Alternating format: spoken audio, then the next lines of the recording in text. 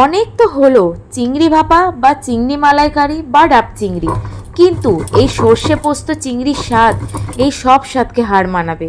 এই রেসিপিটি হলো আমার মায়ের রেসিপি। আপনারা বাড়িতে অবশ্যই একবার বানিয়ে দেখতে পারেন, জাস্ট প্রেমে পড়ে যাবেন, কথা দিচ্ছি। আমার মায়ের হাতে সব রান্নার মধ্যে এটা একটা আমার পছন্দের রান্না। আশা করি ভিডিওটি আপনাদের খুব ভালো লাগবে। তাহলে চলুন রেসিপিটি একবার দেখে নিই।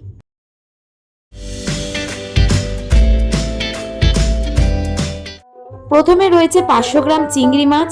মাছটা ভালো করে ধুয়ে পরিষ্কার করে নিয়েছি। তারপরে আছে কালো সর্ষে, তারপরে আছে নুন, এখানে ঝালের জন্য বেশ খানিকটা কাঁচা লঙ্কা, তারপরে আছে জিরের গুঁড়ো, তারপরে আছে হলুদ গুঁড়ো, তারপরে আছে লাল লঙ্কার গুঁড়ো, আর আছে ধনের গুঁড়ো, আর পোস্ত ভিজিয়ে রেখেছি 2 চামচের মতো, আর এখানে রয়েছে মিষ্টির জন্য কিছুটা চিনি, আর রান্নার জন্য সর্ষের তেল, আর এখানে রয়েছে 4টে পেঁয়াজ, একটা রসুন, আর 1 ইঞ্চি আদা। প্রথমে পেঁয়াজগুলোকে ভালো করে কুচি কুচি করে নেব, কিছুটা তেলে ফোড়ন দেব, আর কিছুটা বাটা দেব।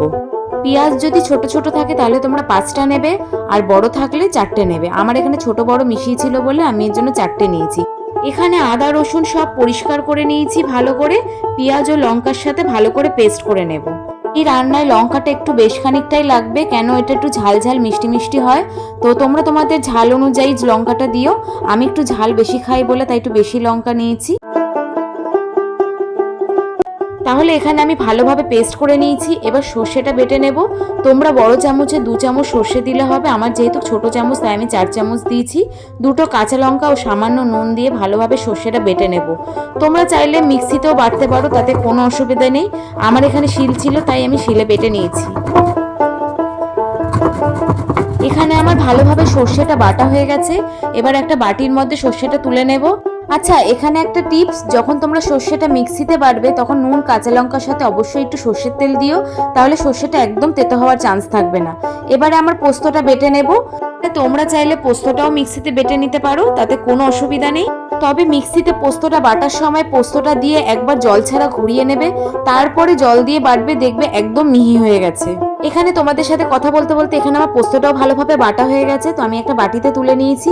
এখানে একটা বড় পাত্রে সব ধুয়ে রাখা চিংড়িগুলোকে আমি নিয়ে নিয়েছি।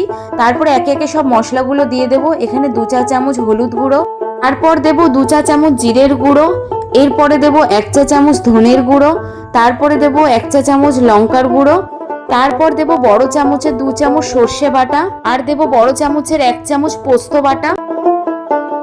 তারপর দিয়ে দেবো স্বাদ মতো নুন। আমি এখানে 2 চামচ নুন ব্যবহার করেছি, তোমরা তোমাদের স্বাদ অনুযায়ী নুন দিও। আর দেবো 1 চামচ চিনি।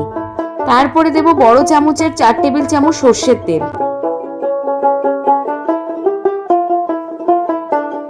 এরপর চিংড়ি মাছটা ভালোভাবে আমাদের মাখিয়ে নিতে হবে, যাতে প্রতিটা মাছের গায়ে মশলা ভালোভাবে লেগে যায়, সেই হিসাবে ধৈর্য ধরে আমাদের মাখাতে হবে। মাছটা ভালোভাবে মাখানো হয়ে গেলে মাছটাকে 10 মিনিটের জন্য আমরা রেস্টে রেখে দেব। তারপরে গ্যাস অন করে কড়াই বসিয়ে দেব। কড়াইটা ভালোভাবে গরম হয়ে এলে তারপরে বেশ খানিকটা সর্ষের তেল দিয়ে দেব। এখানে কিন্তু সর্ষের তেলটা অনেকটা লাগবে। এখানে তেলটা ভালোভাবে গরম হয়ে এলে সামান্য কিছু পেঁয়াজ কুচি দিয়ে দেবো।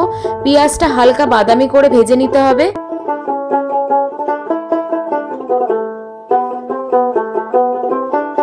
পেঁয়াজের হালকা বাদামি রং চলে এলে তারপর এখানে বাটা মশলাটা আমরা দিয়ে দেব। দিয়ে ভালোভাবে মশলাটা কষাতে হবে, যাতে মশলার কাঁচা গন্ধটা চলে যায়। মশলাটা ভালোভাবে কষে গেলে তারপর আমরা মাখা চিংড়ি মাছগুলো একে একে আমরা দিয়ে দেব।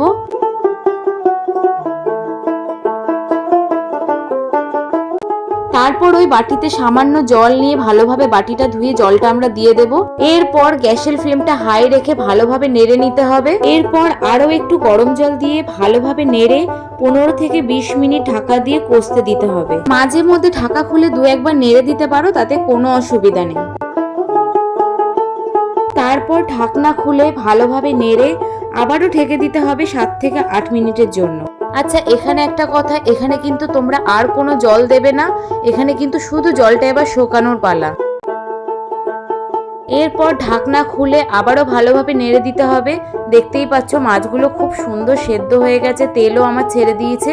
তো তোমরা এখানে নুন আর মিষ্টিটা একবার চেক করে নেবে। তো এখানে আমার একটু নুন আবারও লাগবে, তাই আমি নুন দিয়ে দিয়েছি। তোমরা তোমাদের পরিমাণ মতো নুন মিষ্টিটা দিও।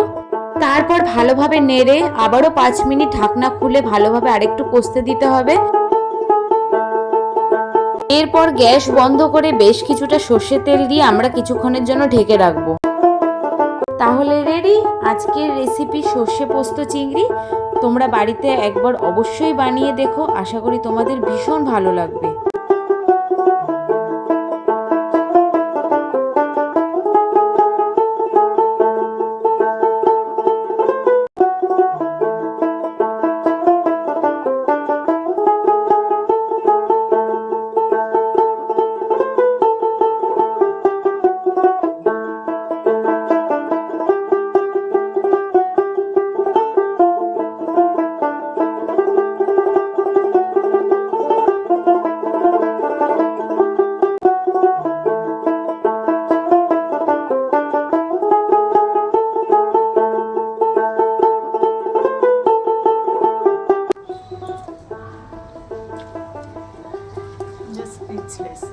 অসাধারণ হয়েছে।